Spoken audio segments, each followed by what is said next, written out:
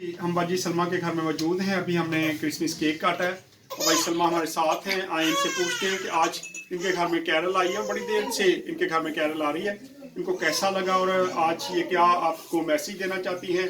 बाजी सलमा, आप जो देखने वाले उनको क्या पैगाम देना चाहती हैं और आपको कैसा लगा कि आज आपके घर में कैरल आई है। जी भाई सलमा। मेरी तरफ से सबको सलाम। सलाम।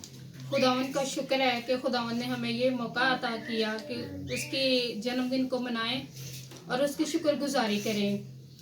और मैं सब सुनने वालों और देखने वालों को यही मैसेज देना चाहती हूँ, क्योंकि हमारा खुदावन सुलह सलामती का शहजादा है, तो हमें चाहिए एक दूसरे से बहन भाई आपस में सुलह सलामती से रहें, ना कि लड़ाई झगड़ों को ख़त्म करें।